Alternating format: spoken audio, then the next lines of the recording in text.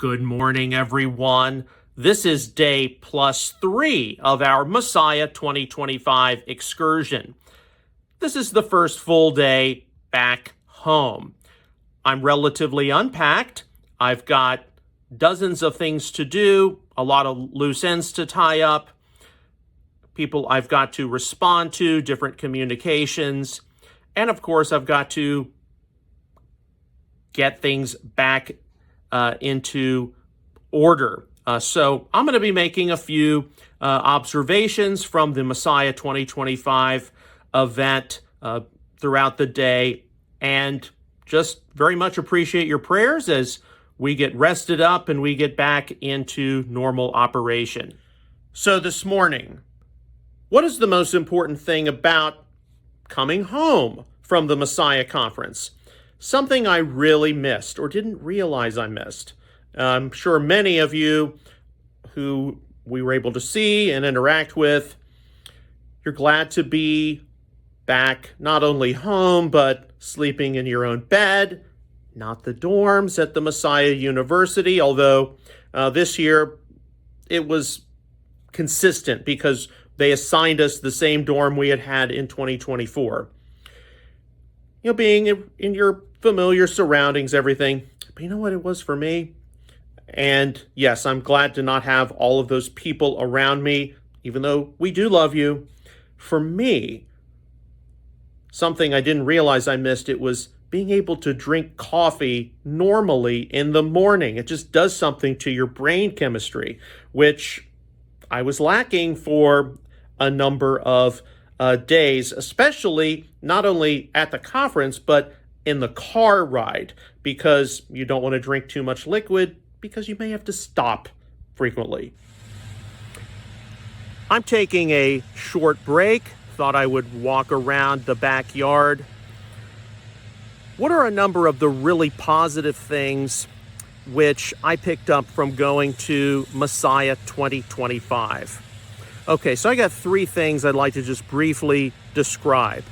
The first one is, and I'm sure many of you can identify with this, going to the Messiah Conference because it is the largest Messianic Jewish gathering in the world, and our faith community is very, very small.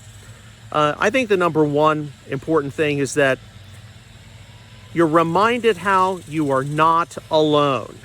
You are not the only Messianic man or woman, Jewish or non-Jewish, in your local, probably not so large congregation or synagogue.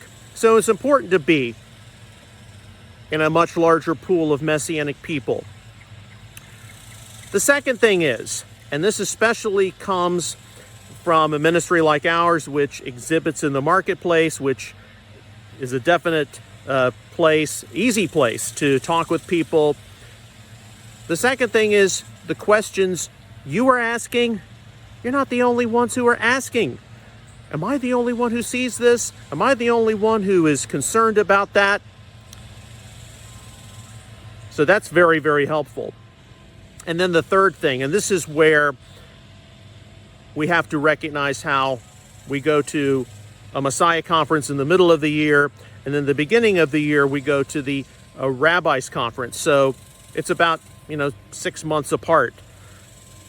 Going in 6-month increments and wanting to address those issues of what about the future? What about this? What about that?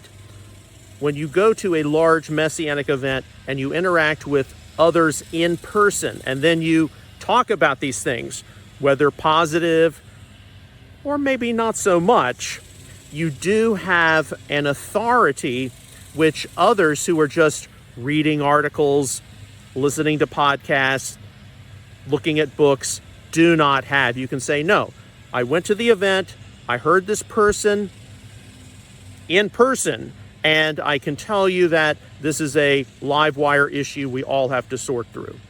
So those are some positive things I think I picked up from Messiah 2025.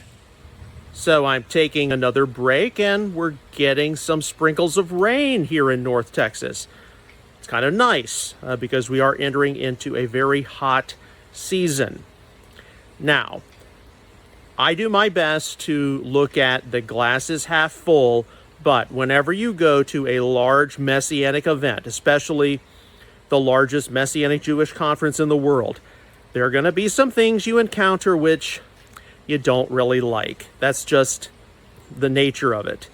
And so, wanting to be as positive as I can be and trying to maintain a reputation of not going off half-cocked saying this was wrong, I didn't like that, why did they let that happen? I instead want to just keep it very general, and if there are any things I really didn't like at the conference, I'll just discuss the subject matter in the coming weeks on different episodes of Messianic Insider. Well, the food at the Messiah Conference was not as good as it was in previous years. And yes, it was in the cafeteria, and so you don't expect it to be a 5-star experience, but it really wasn't that great. And so we did find reasons to go out and have lunch elsewhere. We're also noticing, and I was not alone in this, that the average age of the attendees is getting older. And what questions does that raise regarding the future? We're not going to be able to answer that this year, but that should be concerning. And if your congregation has mostly those who are middle-aged to senior citizen level and they don't have young people, young families, that's a concern about the long term of our movement. Much more concerning to me, though, is how, and I can now say this because this fall high holiday season, we will have been involved for 30 years. Many of the fundamentalist concerns we've got about the Messianic community, they're not going anywhere. Fundamentalism is fully entrenched in a lot of the thought and reasoning process of today's Messianic people.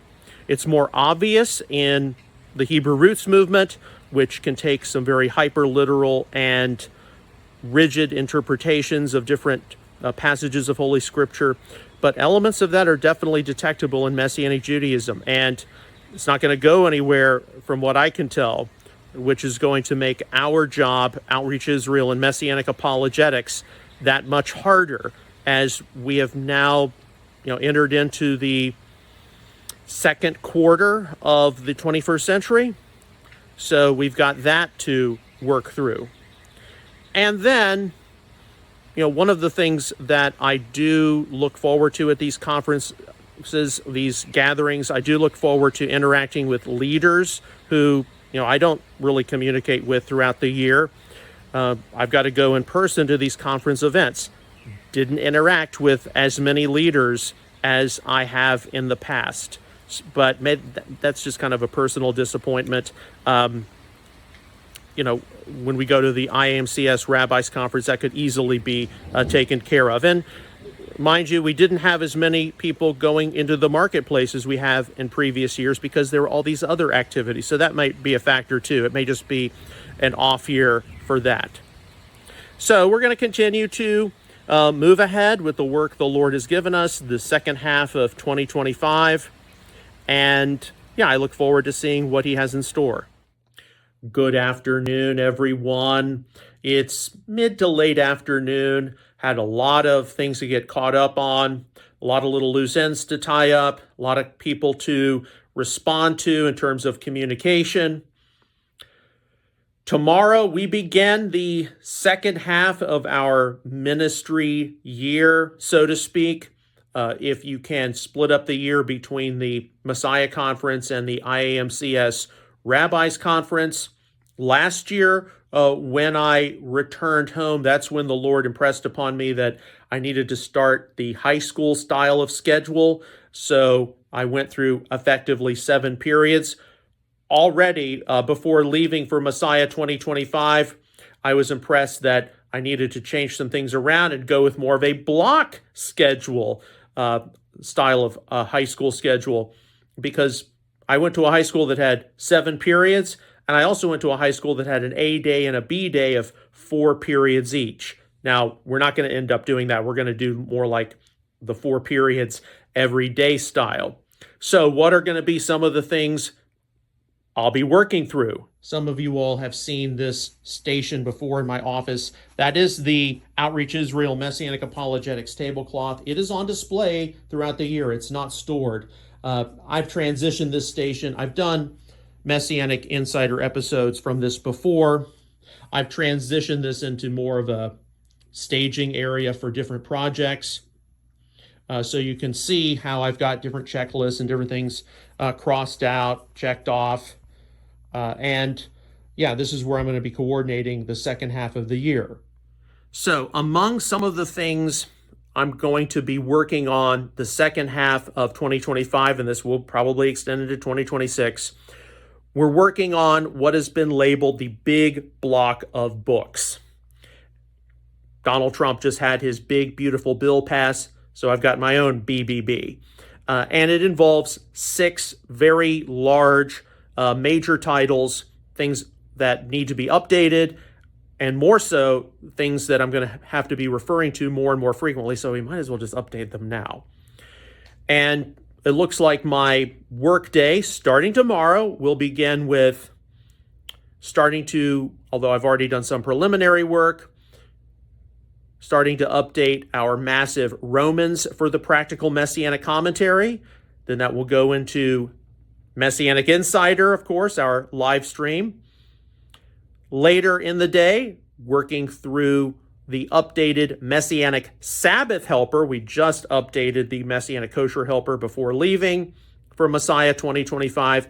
And then be working through the pastoral epistles for the Practical Messianic Commentary update, which I've already got a giant head start on. We're almost about halfway through the first read of that. So that gives you an idea about some of the things which I'll be starting tomorrow with the new block schedule. So as I've said, this is the tablecloth we use at the Messiah Conference. It's on display here in my office throughout the year. And of course, we also had this on display. Resuming July the 9th, 2025, Messianic Insider, our 5 times a week live stream. And I've already had to start getting the notes and everything ready for tomorrow's episode. I know we've all missed Messianic Insider. It's time to resume.